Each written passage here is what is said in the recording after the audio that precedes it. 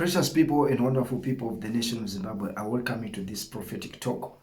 I'm going to speak to us briefly on a message that I want to talk to us.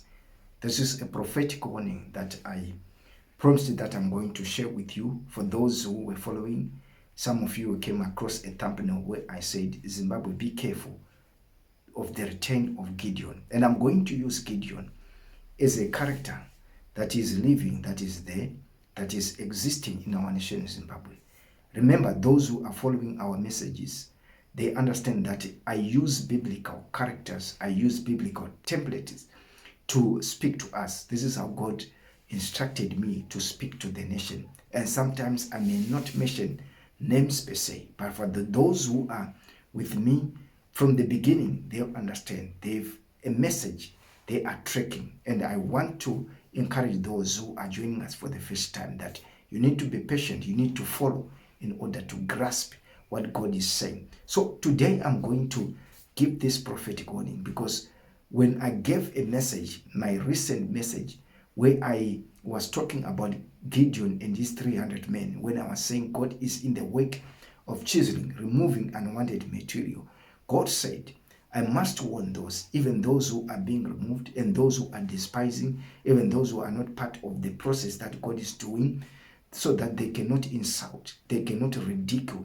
they mock him, because Gideon is coming tomorrow, will return, and they may be ashamed of their work. And God was saying, it is time for the nation of Zimbabwe and those who are in leadership, for those who are like rivals in different camps politically, to build relationships, because this will affect them tomorrow if they don't build relationships. So today we are going to use a scripture that we are going to read together, and I want you to listen. For those who are joining us for the first time, and for those who are following recently, do not skip these verses, because this is where the basis of the message will be anchored on. So let us hear the story of Gideon.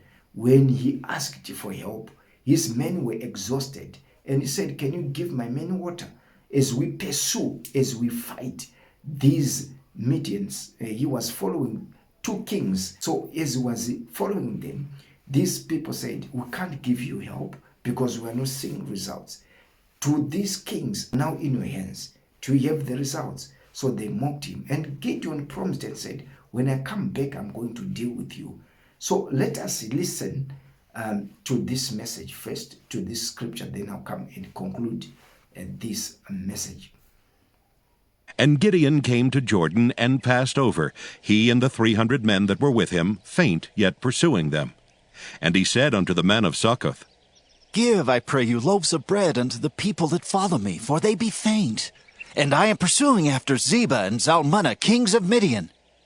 And the princes of Succoth said, Are the hands of Zebah and Zalmunna now in thine hand, that we should give bread unto thine army?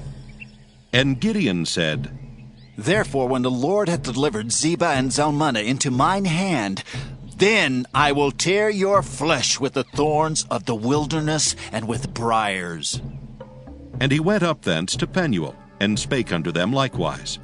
And the men of Penuel answered him as the men of Succoth had answered him. And he spake also unto the men of Penuel, saying, When I come again in peace, I will break down this tower. Now Zebah and Zalmunna were in Karkor, and their hosts with them, about 15,000 men, all that were left of all the hosts of the children of the east. For there fell 120,000 men that drew sword.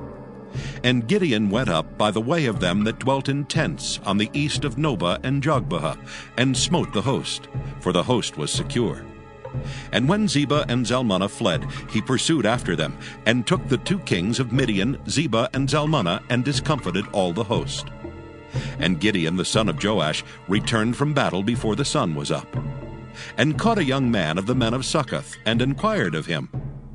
And he described unto him the princes of Succoth, and the elders thereof, even 17 men.